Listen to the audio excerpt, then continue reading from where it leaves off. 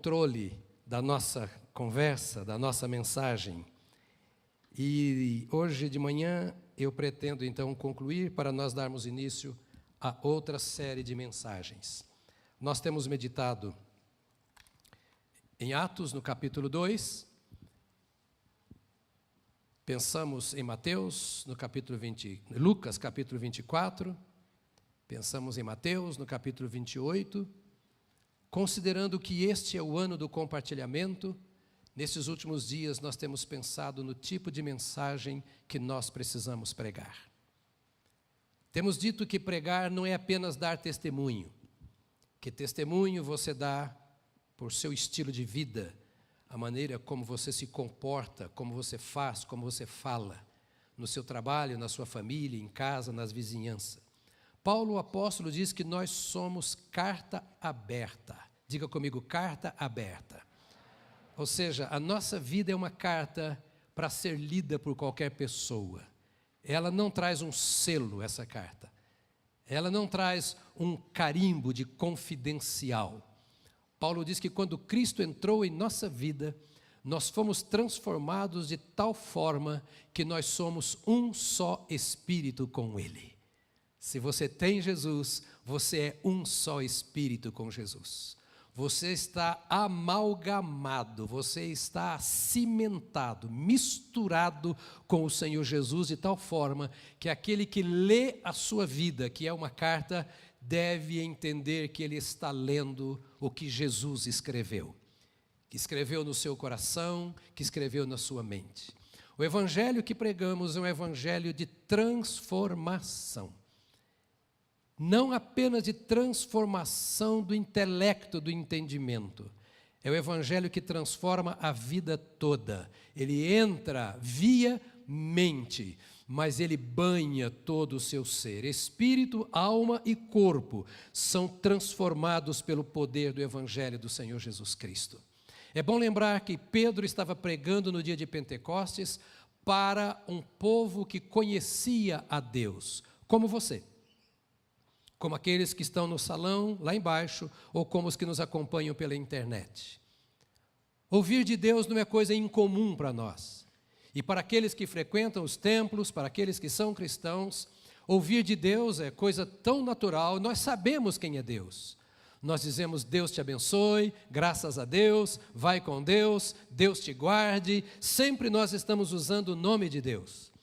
E Pedro estava pregando para um povo que veio a Jerusalém no dia de Pentecostes exatamente para adorar a Deus. Portanto, não eram incrédulos, não eram ateus, não eram indiferentes à mensagem da Bíblia. Eram pessoas que frequentavam as sinagogas todos os sábados, que guardavam a lei, que tinham todos os seus rituais segundo a lei. Eram pessoas que, quando falavam de Deus, procuravam falar com todo respeito. Quando iam escrever os nomes de Deus, trocavam a pena da caneta, porque eles temiam tomar o nome do Senhor Deus em vão. Agora Pedro se volta para eles, no dia de Pentecostes, e prega uma mensagem como se fosse para um povo que nunca tinha ouvido de Deus. E às vezes nos perguntamos por quê. E me parece que é porque, não raro, as coisas da vida e a própria religião rouba a presença de Deus na vida de muita gente. Há pessoas que enchem os templos, os mais diversos templos, aqui em São Paulo e em todo o mundo. E todas elas pronunciando o nome de Deus, sem terem sequer uma experiência transformadora com o Senhor. E Pedro olhava aquela multidão, que, repito, estava lá oferecendo culto a Deus nos dias de Pentecostes, cumprindo a lei, a palavra de Deus. E Pedro olha para aquelas pessoas como pessoas totalmente pecadoras, atraídas pelo mover do Espírito Santo no cenáculo ou lugar alto onde eles estavam, confusas por verem as manifestações de Deus com o derramar do Espírito Santo. Algumas se alegravam, outros diziam, não estamos entendendo nada. E Pedro, então, na unção de Deus, toma a palavra e prega aquele sermão longo, que eu não vou ler aqui agora, do capítulo 2 de Atos. E nesse sermão, Pedro faz questão de destacar algumas coisas. E se me permite, o Espírito Santo, por meio de Pedro, naquele dia de Pentecostes, destaca algumas coisas que são importantes e eu gostaria que você percebesse. No verso 21 do capítulo 2, ele diz: todo aquele que invocar o nome do Senhor será salvo. Vamos dizer juntos? Todo aquele que invocar o nome do Senhor será salvo. Pode dizer para quem está ao seu lado, para me ajudar, por favor? Diga: todo aquele que invocar o nome do Senhor será salvo. Ele está repetindo o profeta Joel. E ao repetir o profeta Joel com estes versos, ele está afirmando categoricamente que existe um Deus que salva o pecador.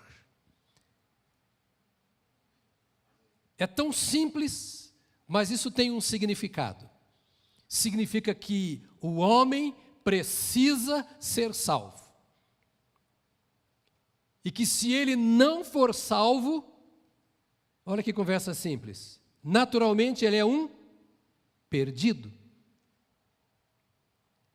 Então que o homem não nasce salvo, que ninguém é salvo porque nasceu de uma família que servia a Deus, que ninguém é salvo porque frequenta uma igreja que tem gente que diz que é salvo, que ninguém é salvo porque passou por batismo, ninguém é salvo porque já se reencarnou 600 vezes e purificou dos pecados e agora é salvo. Ninguém é salvo a não ser que tenha sido salvo por Deus. Que não existe um outro processo para a salvação. Que não existe um outro meio de salvação. Que não existe qualquer outro ou qualquer outra coisa que possa salvar a não ser o próprio Deus que criou o homem que se perdeu. Simples, não é verdade? Mas aquelas pessoas que frequentavam o templo em Jerusalém precisavam ouvir isso porque não tinham experimentado esta realidade. Há muita gente tentando se salvar, e esta é a mensagem, o compartilhamento que precisamos aplicar no nosso dia a dia. Há muita gente tentando se salvar, como aqueles que viam e ofereciam sacrifícios.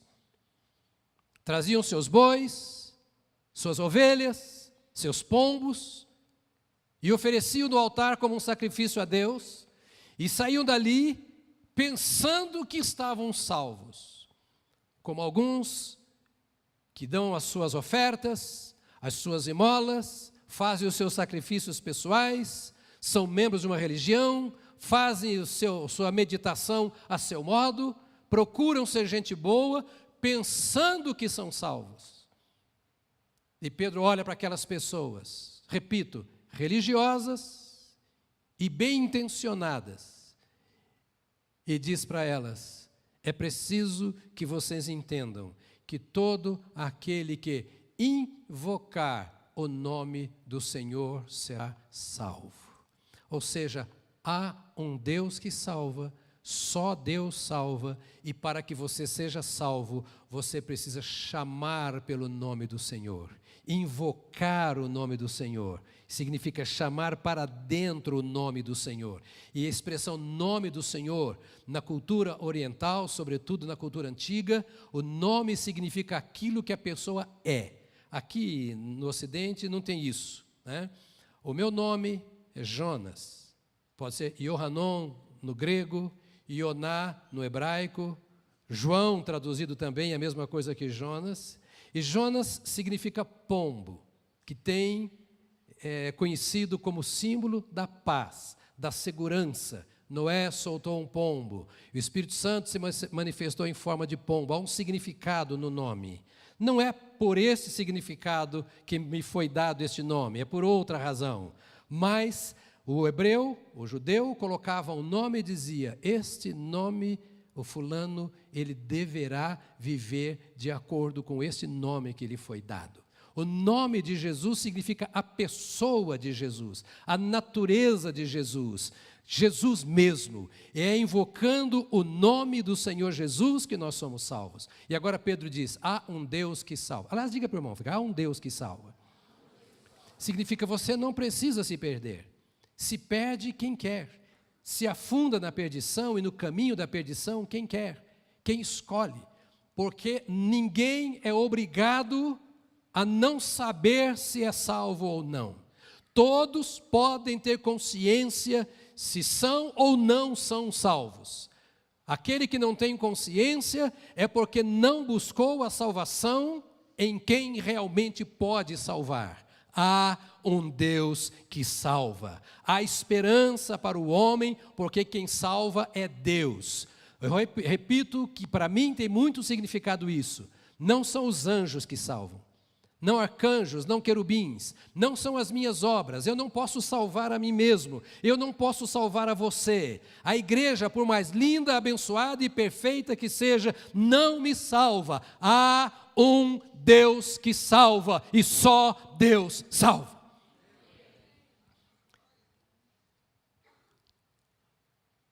Para quem está do seu lado, diga assim: eu já sabia disso. E eu sei que você sabia disso.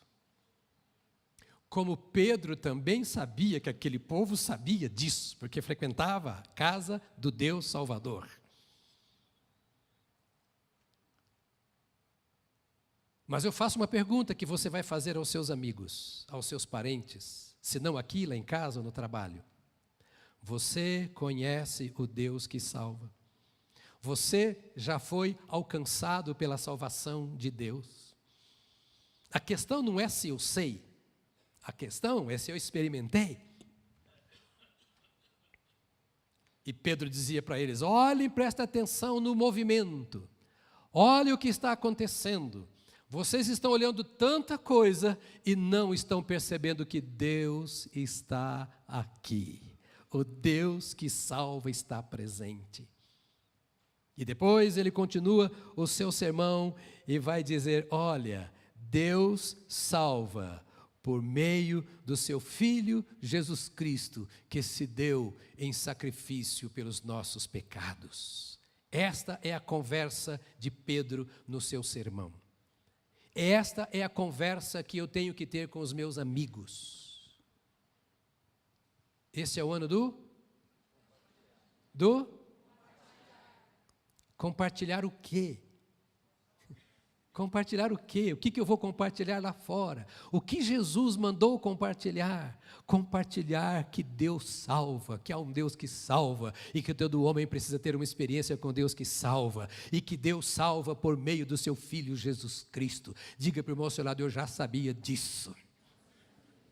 Então não fale do Corinthians amanhã, fale do Deus que salva.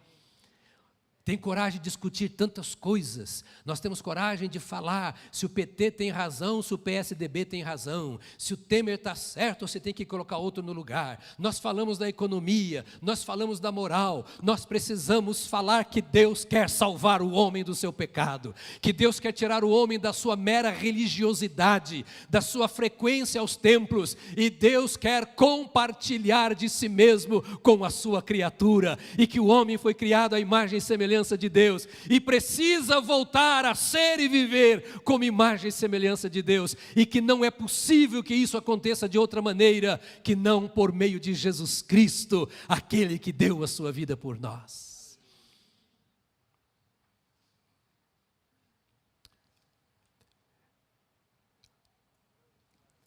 Portanto, todo Israel fique certo disto: este Jesus, a quem vocês crucificaram, Deus o fez Senhor e Cristo. Quem confessar o nome do Senhor será salvo. E depois ele diz: Deus fez de Jesus Senhor e Cristo. O nome que você confessa para que você seja salvo é o nome de Jesus Cristo. Não há salvação a não ser por meio de Jesus Cristo. E você me diz, outra vez: vim aqui hoje, sou crente há 650 anos, e agora vim aqui para ouvir o senhor dizer isso, pastor. Eu já sei disso. Eu estou te perguntando, você está compartilhando isso? Você está compartilhando com a mesma graça de Pedro, que no final do seu discurso, cerca de 3.000 pessoas aceitaram a Jesus. A questão é que você precisa saber que Deus salva e dizer às pessoas que também precisam saber. A questão é que você precisa dizer que esta salvação é só por meio de Jesus, repito, não tem outro meio, e o mundo não gosta desta mensagem. Meu irmão e minha irmã, nós precisamos acordar para um fato: o mundo pecador não gosta do Evangelho de Jesus Cristo. Quando você conversa com eles, diz que vai orar para que eles sejam abençoados, e eles ficam felizes porque querem a bênção. Você vai orar pelo casamento e ficam felizes, convida para uma reunião que vai aprender sobre casamento, vem. Quando você fala que vai orar para que Deus abra a porta de emprego, para que seja curado, querem. Mas quando você diz que só Deus salva e que eles precisam entregar a vida a Jesus e confessar o nome de Jesus para serem salvos, agora não. Porque entregar a vida a Jesus é morrer para si mesmo. Entregar a vida a Jesus é abrir mão da sua própria vida, não é entregar a vida a uma religião. Por isso eu não prego o cristianismo, eu prego Jesus. Cristianismo é um sistema contaminado de erros e muitos erros, acertos e alguns acertos, mas em Cristo Jesus não há contaminação nenhuma. Ele é santo, santo, santo, santo. Nós cantamos a Ele agora, Ele é santo. E então é preciso entender que não há anjo que salva, que não há santo que salva, que não há ídolo que salva, que não há apóstolo que salva, que não há Maria que salva, que não há um outro Salvador, só aquele que derramou o seu sangue no Calvário. E é preciso dizer isso, porque quem não aceitar isso está perdido. Por favor, outra vez diga para quem está ao seu lado: não gostei dessa. Oh, meu amado irmão, você fica 8 horas por dia ao lado de um colega e ele morre sem Jesus e vai para o inferno. Você não tem compaixão. Ao invés de falar de Jesus para ele, você sai com ele para beber, para balada. Ao invés de ter coragem e ousadia de falar de Jesus para ele, que Deus salva por meio de Jesus e só isso,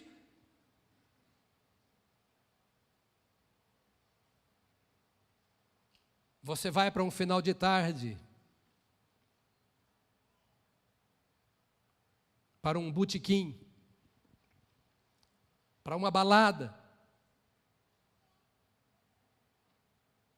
Duvido que você consiga falar em línguas nesses lugares, que você consiga profetizar. Pedro está olhando aquele povo dizendo: vocês vêm aqui para adorar a Deus, e quando vocês voltam lá, o que fazem? É só você ler o que os profetas diziam. É preciso coragem. Como disse o Harvey Carey esses dias aqui, eles não têm coragem de fazer o carnaval, de se entregar a todo tipo de coisas. Pedro sabia que estava colocando a sua vida em risco. Jesus havia sido crucificado poucos dias atrás por falar esta mesma verdade. Recebi um vídeo ontem de uma professora, serva de Deus, aqui de São Bernardo do Campo, que foi demitida do quadro de educação do município, porque se levantou contra a ideologia de gênero num encontro de pais e alunos, quando essa ideologia de gênero era pregada. Foi mandada embora. Que preço nós estamos pagando pelo nosso cristianismo?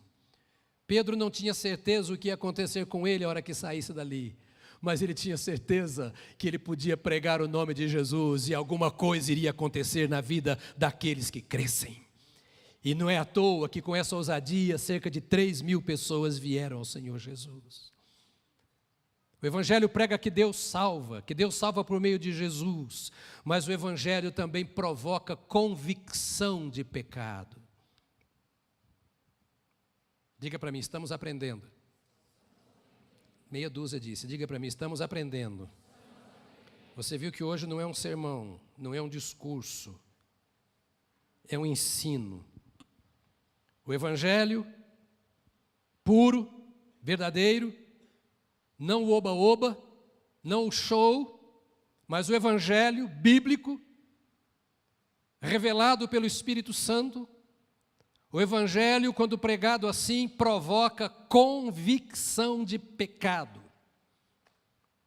Não tem esse negócio que vem aqui porque Deus vai fazer, Deus vai fazer. Tem sim, vem aqui porque você tem que fazer uma decisão. E a decisão que você tem que fazer ou tomar é abandonar o pecado.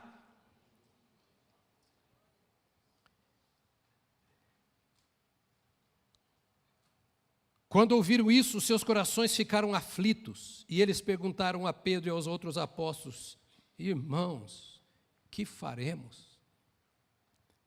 Pedro disse para eles assim: por mãos de homens maus, vocês mataram o Cristo, o enviado de Deus. Eles disseram: nós? Malfeitores fizeram isso. Ele disse: vocês mataram. Porque vocês não fizeram nada. E pior do que isso, é porque o coração de vocês está distante dele. É comum pessoas matarem o Senhor Jesus no coração de pessoas. Sufocarem, impedirem o Senhor Jesus de se expressar, de se manifestar. Agora Pedro aponta o dedo para aqueles religiosos e diz: vocês pecaram. E eles perguntaram: não imaginávamos ter feito isso.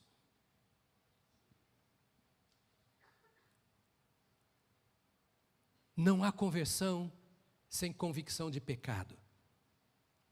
Há pessoas que mudam de religião, que servem a Deus para terem os seus benefícios.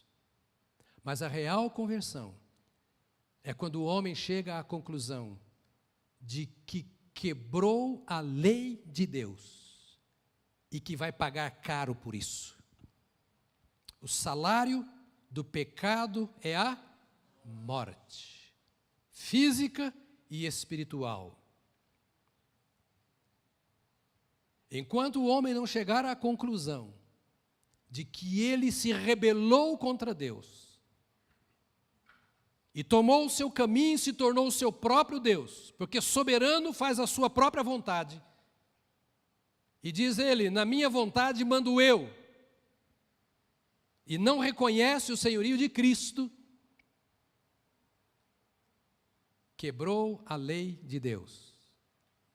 E vive na prática do que desagrada a Deus. E Pedro diz: não tem jeito de eu trazer esse povo para Jesus, se eu não disser para eles que eles estão vivendo em pecado. E há um preço alto, repito, mas é a única maneira de você trazer pessoas para Jesus, é provocando a convicção de pecado. E as pessoas não gostam que nós falemos do seu pecado. E ficam bravas com Deus quando nós falamos que o que elas estão fazendo ou a vida que elas têm é um pecado. Repito, crucificaram a Jesus porque ele condenou o pecado. João foi degolado porque condenava o pecado. Os apóstolos que denunciaram e condenaram o pecado também foram mortos. E hoje, exatamente hoje, agora, em algum lugar onde Cristo não é aceito, pessoas estão sendo presas, açoitadas, desterradas, outras mortas, porque condenam o pecado. Qual mãe ou pai aqui ficaria feliz porque o filho se volta contra você quando você diz: não use o crack, porque o crack vai te matar? Se você tivesse um filho, ou se alguém tem viciado em crack, você acha que a mãe e o pai têm ou não o direito de dizer ao filho: para de usar o crack, vai acabar com a sua vida? É justo o pai e a mãe Você faria isso com seu filho, se necessário? Quando o Senhor diz que o salário do pecado é a morte, não é que Ele esteja dizendo que você vai morrer porque você é um pecador. Antes Ele está dizendo assim: pare de pecar para que você não morra. É o aviso do Pai dizendo: o estilo de vida que você está vivendo é contrário ao propósito para o qual você foi criado. Isso está minando a sua vida, destruindo a sua vida, impede o seu relacionamento com o Pai. Então abandone o pecado. Saiba que isso é pecado. Arrependa-se do seu pecado e volte-se para o seu Deus. É isso que Pedro está dizendo. Denunciar o pecado. Diga comigo, denunciar o pecado. A gente não pisa no pecador, mas pisa no pecado. A gente não rejeita o pecador, mas rejeita o pecado. A gente não luta contra o pecador, mas luta contra o pecado. Foi assim que Jesus fez, é assim que Ele nos ensinou a fazer. Estou dizendo isto para que você diga isso aos outros. Alguém disse, não me lembro quem, li há poucos dias um autor dizendo que evangelho não é o que se fala na igreja, é o que se fala quando sai da igreja. Não é o que se prega no templo, é o que se prega quando sai do templo. E eu quero que você saia daqui pregando o evangelho, compartilhando esse ano na sua casa, com amor, dizendo: senta aqui. Como você faz com seu filho? Vocês estão me entendendo? Está me entendendo? Está leve demais para vocês? Eu posso pesar. Eu quero que, se houver entre nós o analfabeto, entenda a simplicidade do Evangelho do Senhor Jesus Cristo, porque Ele mandou irmos e pregar o Evangelho a toda criatura, e nós temos que fazer isso. E para podermos fazer, temos que entender esse Evangelho, que diz que tem um Deus que salva, e Ele salva porque tem um homem perdido que precisa ser salvo, e que Deus salva por meio de Jesus Cristo, e que essa pessoa precisa vir a Jesus Cristo, e ela só virá a Jesus Cristo se ela entender que precisa, e ela só saberá que precisa quando você denunciar o mal que está no coração dela. Hoje pela manhã, no culto da manhã, após o culto das 8, uma irmã, que tem muito envolvimento conosco aqui na igreja, me procurou. O marido foi operado essa semana, 2 semanas atrás, com um tumor próximo da coluna. Era um risco, nós oramos com eles aqui, porque a ideia era que era um tumor cancerígeno. Foi operado, foi bem, mas o pai surgiu com um tumor. E o médico disse que aquele tumor era cancerígeno. O pai não conhece o Senhor. 33º grau da maçonaria. Mas viu o que Deus fez na vida do genro. E disse à esposa: fala com fulana, que ela tem fé. Eu admiro a fé dela. Fala para ela orar por mim.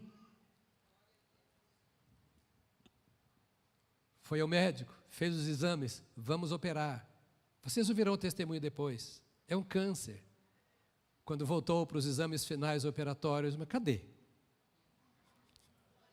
Cadê o câncer? Agora, nessa semana. Nessa semana agora. Vocês vão ouvir o testemunho aqui. E é só me virar para Jesus. E ele sabe que foi Deus que fez, porque alguém denunciou o câncer que estava lá. Havia uma prova, um exame. E de repente agora compara os exames e diz: não tem mais. É isso que acontece quando o sangue de Jesus nos purifica de todo o pecado. Não tem mais. Acabou. Por isso não há nenhuma condenação para os que estão em Cristo Jesus, nosso Senhor, porque é Ele quem nos justifica. E é preciso denunciar para que seja tratado, para que tenha convicção de pecado e busque arrependimento. O Evangelho exige arrependimento. Olha, querido, me permita, eu estou preocupado com o que eu estou falando porque é simples demais, mas eu não vou mudar o argumento até que eu diga tudo o que eu tenho para dizer ao longo desse ano. Está entendendo? Diga para o irmão que está ao seu lado: eu não gosto, mas vou ter que ouvir. Mas vou ter que ouvir. Eu já falei que eu não estou pregando sermão, não estou fazendo discurso. É porque eu não posso dar o direito, porque Deus não dá o direito de termos uma igreja doente. Não posso dar a ninguém o direito, no que depender de mim, de viver sendo massacrado, oprimido pelo pecado, triste, sem solução, sendo que há solução em Cristo Jesus nosso Senhor. Eu preciso denunciar isso. E o Evangelho, quando pregado, como a palavra de Deus nos ensina a pregar, ele exige arrependimento. Capítulo 24 de Lucas, o mesmo Lucas que escreve Atos, no capítulo 24, Jesus aparece e diz a eles assim: está escrito que essas coisas haveriam de acontecer, e que o Evangelho deveria ser pregado em todo o mundo, ou seria pregado em todo o mundo, para o arrependimento, para a remissão de pecados. Arrependimento para a remissão de pecados. Não há salvação onde não houve arrependimento. Repito que salvação não é mudança de religião, não é mudança de igreja, salvação é mudança de vida. É a consciência que você tem de que fez aquilo que não deveria ter feito.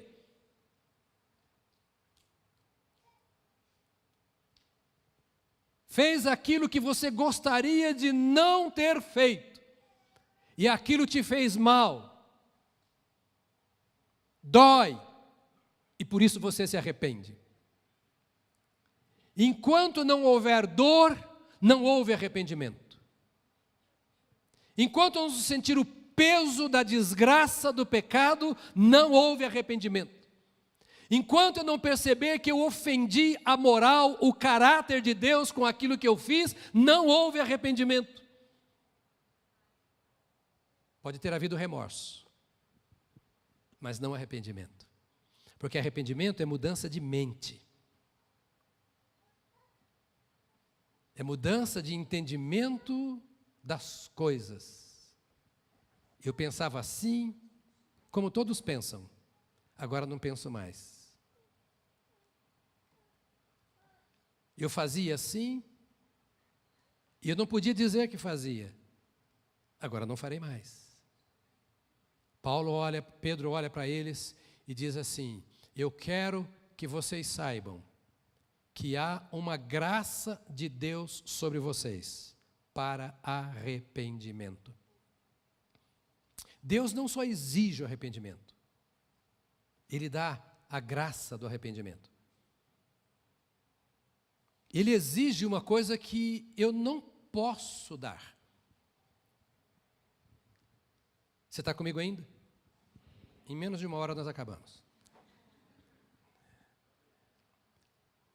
Deus exige de mim o arrependimento e eu não tenho poder para me arrepender. Arrependimento é coisa difícil. Reconhecer o próprio erro, dar razão ao outro. Só eu que tenho essa dificuldade ou você também tem? Você olha no espelho e fala: mas sou linda. Outra hora fala: mas esse nariz seu, hein? Que nariz, cara? Eu não vi o meu nariz. Eu não consigo aceitar que quebrei a lei de Deus. Isso que é a minha natureza. Eu sou assim mesmo, eu sou homem. A carne é fraca.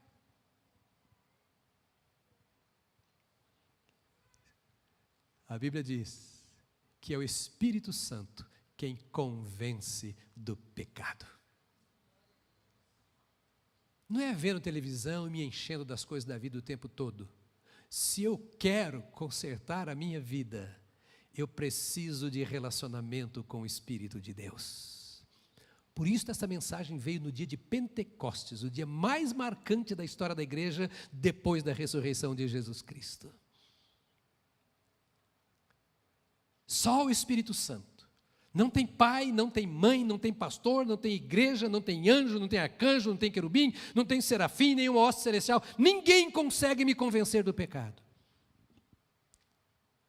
E o indivíduo lê a Bíblia e vê que aquilo é pecado, porque está na Bíblia, mas se o Espírito Santo não vivificar aquilo, ele não vai se arrepender. Ele não vai acreditar na Bíblia e vai dar razão a si mesmo. A culpa é do pai, da mãe, é do espírito familiar, da segunda geração. Ele culpa todo mundo. Ele não diz assim, eu pequei. Mas Davi disse no Salmo 51, pequei. O filho pródigo disse, pequei. Pequei contra o céu e perante ti, e não sou digno de ser chamado teu filho. Não tem filho desse jeito que o pai não receba. Há uma graça. Quando ele chama você para se arrepender, ele diz, eu te dou, se você quiser, do meu Espírito Santo, para que ele lance luz nas áreas escuras da sua alma e mostre o que está errado, não para te condenar e nem para você ficar se justificando, mas ele mostra o que está errado para que você conserte com Deus. Você não precisa viver sob opressão. Você não precisa ser dominado por mágoa. Você não precisa ter medo. Você precisa se arrepender. Arrepender. Esta é a mensagem do Evangelho. E eu vou dizer a penúltima coisa. Diga para mim, é só a penúltima. Estou terminando, senão eu não termino a mensagem. O Evangelho exorta com relação à santificação. Com muitas outras palavras os advertia e insistia com eles, salvem-se desta geração corrupta. Esta frase parece que foi escrita para o Brasil em 2018. Salvem-se desta geração corrupta. Por favor, ponha a mão no seu peito e diga para si mesmo, salve-se desta geração corrupta. Veja que o verbo está na voz reflexiva. Salve a si mesmo. Salve a si mesmo desta geração corrupta.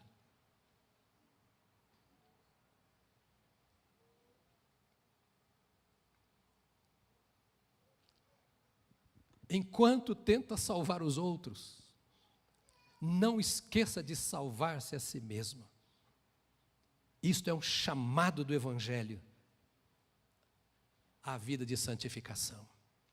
E a última coisa, se você quer pregar o Evangelho, diga comigo, pregar. Isso, uma coisa é testemunhar, outra é pregar. Pregar é falar à mente, é levar a pessoa a pensar, era o que Pedro estava fazendo agora. Eu quero que você entenda isso, Pedro estava dizendo. A última coisa que eu quero dizer é que o Evangelho cria compromisso. Não há evangelho descomprometido. O Evangelho gera compromisso.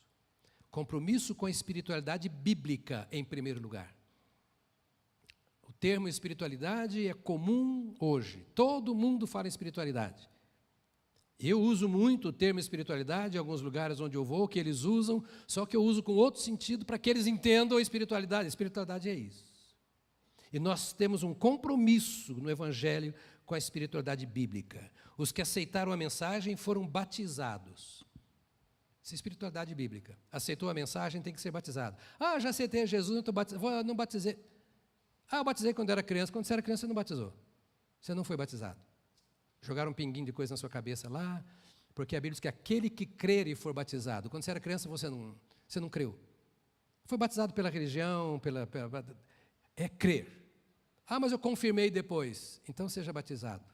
Aquele que crer deve ser batizado. E a Bíblia está dizendo aqui isso. Os que aceitaram a mensagem, ou seja, você aceitou, entendeu a mensagem, concordou com a mensagem, recebeu a mensagem e então pode ser batizado. E se você recebeu a mensagem e não foi batizado ainda, precisa ser logo. Ontem nós realizamos batismos na inauguração do templo lá. Temos mais um grupo de pessoas para ser batizados aqui. Por que batizamos? Porque é compromisso. Não há evangelho sem compromisso. A pregação do Evangelho é chamar você para Jesus e para o corpo do Senhor Jesus Cristo. E naquele dia houve um acréscimo de cerca de 3.000 pessoas. Não vou nem falar mais sobre o compromisso, outro dia falamos sobre isso, porque nós somos uma geração descomprometida, inclusive com Deus. Então precisamos aprender isso. Pregar o Evangelho é criar compromisso com a espiritualidade bíblica. Pregar o Evangelho é gerar compromisso com a família da fé. Não dá para você pregar o evangelho e deixar a pessoa lá fora, a Deus dará. Precisa trazer para a família, para o seio da família, para ela ser cuidado. Eles estavam juntos, diz a palavra de Deus. Todos que criam estavam juntos. E nós precisamos estar juntos. E agora, eu não dei nenhum puxão de orelha hoje, né? Eu vou dar um agora. Estar junto não é vir uma vez por mês para tomar a ceia, viu, irmão? Estar junto é estar junto. Estar junto não é vir num culto num dia, no outro eu vou no outro culto, no outro para ver o que acontece. Estar junto é criar compromisso de relacionamento para que o mundo veja o que é a vida de uma sociedade que serve ao Senhor Jesus Cristo, que é luz. Vós sois, no plural, a luz do mundo. Por fim, cria um compromisso com a adoração a Deus. Diz que eles estavam juntos louvando a Deus. Olha o que o Evangelho faz. Pega lá em cima falando do Deus que salva. E vem até aqui dizendo, porque Deus salva, me salvou, me perdoou pelo meu arrependimento por meio de Jesus Cristo. Agora eu vou estar junto àqueles que louvam a Deus. O que fazemos aqui pela manhã, o que estamos fazendo agora, o que fazemos no templo juntos é louvar a Deus. E eles faziam isso todos os dias, diz o texto, no templo e de casa em casa. Diga comigo, todos os dias. Hoje a nossa sociedade não permite que estejamos no templo todos os dias, mas permite que nós estejamos em casa todos os dias. E nós devemos louvar, é um compromisso gerado. Vamos ficar de pé? E esse compromisso, essas coisas, fazem sabe o quê? Veja a Batista do Povo. Estou terminando esta série hoje, mas não posso terminar sem dizer isto. Esse compromisso que é gerado pelo Evangelho, não pela estrutura da igreja. Está me ouvindo ainda? Está compreendendo? Não é uma aliança feita por nós pela estrutura da igreja, mas é por esse encontro nosso com o Senhor Jesus Cristo. Ele faz duas coisas extraordinárias. A primeira, conquista a simpatia do povo. O povo olha e fala assim, é esse Deus que eu quero. É adorar a esse Deus assim que eu quero adorar. É entender esse Deus assim que eu quero. Eu não quero um Deus opaco, apagado, inativo. Eu quero um Deus que transforma, que perdoa, que salva, que faz diferença na minha vida. E essa igreja, diz a Bíblia, caía na graça do povo. O povo olhava e dizia assim, vale a pena.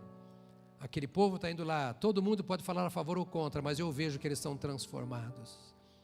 Nossa comunidade precisa nos amar. Nossa comunidade precisa gostar de nós. Precisa ver estas coisas, o evangelho que pregamos, vivo. E porque eles viam isso, a Bíblia diz que o Senhor acrescentava todos os dias aqueles que iam sendo salvos. Que coisa linda. Pode imaginar você isso? O que te apaixona? O salário que você ganha? Ou almas que são tiradas do inferno? O que ofusca essa paixão por conquista de almas? Precisa ser removido. Que nós precisamos viver e pregar este evangelho que transforma as vidas ao ponto de chamar a atenção de outros, o que fará com que o Senhor Deus acrescente o número daqueles que irão sendo salvos. Minha pergunta para nós encerrarmos: o que o evangelho tem provocado em sua vida, você o conhece? Me escuta em nome de Jesus. Você tem experiência com Deus ou tem uma religião? Uma religião sem Deus é um clube. Uma vida religiosa sem Deus é sem sentido. É Ele que dá razão à sua existência. As justificativas ou desculpas que muitas vezes têm sido dadas têm provocado que bem, que transformação benéfica tem feito a sua vida. Você entende que precisa ser salvo, porque alguma coisa não boa domina o seu coração e você não percebe a presença de Deus, que te criou à imagem e semelhança dEle. Que tal nesta manhã você parar para pensar um pouco mais profundamente sobre sua vida e sobre a sua eternidade? Parar de filosofar e de se justificar, de discutir essas coisas e responder uma pergunta: você está bem com Deus, o seu Criador? Você tem falado com Ele, Ele tem falado com você? Você tem convicção de que Deus tem dirigido a sua vida? Ou a misericórdia de Deus tem te sustentado, dando a você a oportunidade de se voltar para Ele e você não fez ainda? Quem sabe esta é uma hora de você se voltar para Deus e dizer: Deus, as coisas da vida têm tomado o meu tempo e a minha atenção, e eu não tenho me voltado para Ti. Eu não tenho uma história de conversão, eu não tenho uma história de arrependimento. Hoje eu queria, Senhor, que Tu transformasses a minha vida. Eu sei que sou um pecador, eu confesso diante de Ti o meu pecado, e eu não consigo me afastar dEle, Ele tem me dominado. Eu Te peço perdão pelos meus pecados. Pedro disse: arrependei-vos, para a remissão dos vossos pecados, e recebereis o dom do Espírito Santo. Quem sabe esta é a hora de você dizer: Senhor, me compra, me liberta, me salva desse sentimento, desses pensamentos, dessa vida, e me dê a Tua vida, me faça respirar o Teu ar, Tua paz, Tua alegria, Tua leveza. Eu confesso o meu pecado e Te peço perdão. Peço que Tu entres em minha vida, que Tu me transformes para sempre, me dando a vida eterna. Que a igreja ore agora, fechando os seus olhos. Há pessoas aqui entre nós que querem fazer uma decisão por Jesus. Nunca pararam para pensar nisso.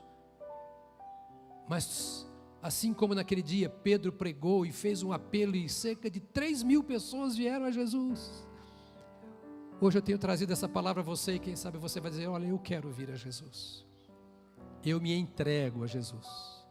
Desisto de governar a minha vida. Senhor, toma conta. Me liberta, me limpa, me salva. Quantas pessoas precisam fazer isso nesta manhã, porque nunca fizeram, ou porque fizeram e se afastaram um dia de Jesus?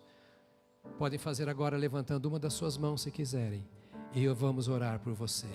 Há pessoas, Deus te abençoe, querido, em nome de Jesus. Deus te abençoe. Pode abaixar as mãos em nome de Jesus. Deus te abençoe aqui à frente, querido, também. Deus te abençoe. Pode abaixar a mão. Há mais pessoas, na galeria há pessoas que estão dizendo: eu preciso vir para Deus, eu preciso voltar para Deus, eu preciso receber. Aqui embaixo há mais pessoas. Eu vou pedir a você que levantou a sua mão, deixa seu lugar e vem aqui comigo para a gente orar. Eu e a igreja vamos orar por você.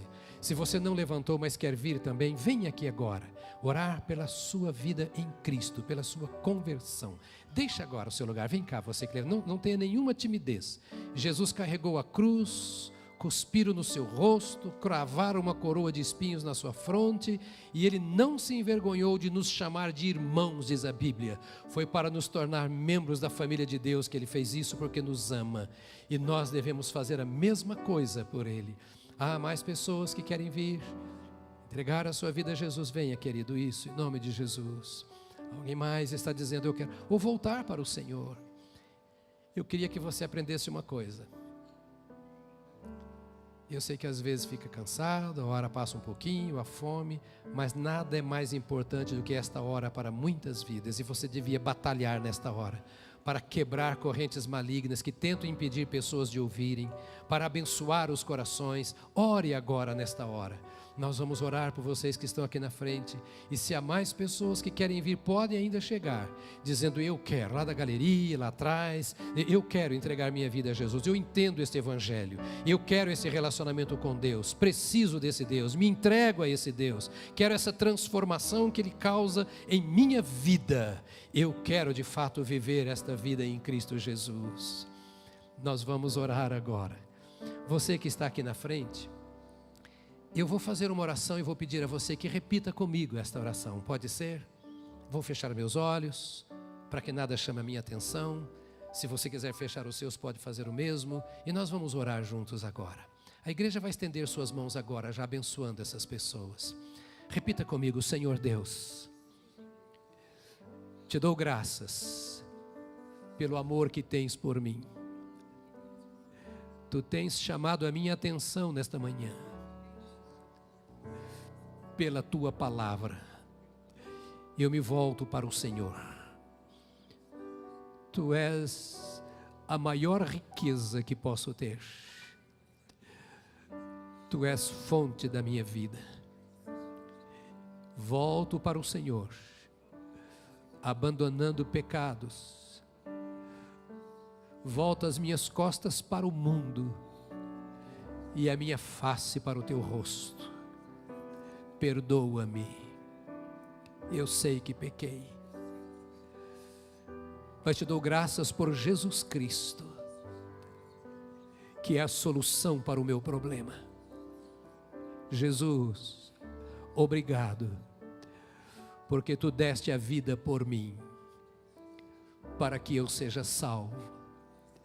Eu te recebo, Jesus, em meu coração, como meu Salvador, perdoador, dono da minha vida. Encha-me da tua vida, lava-me por inteiro, purifica-me, porque eu quero te servir.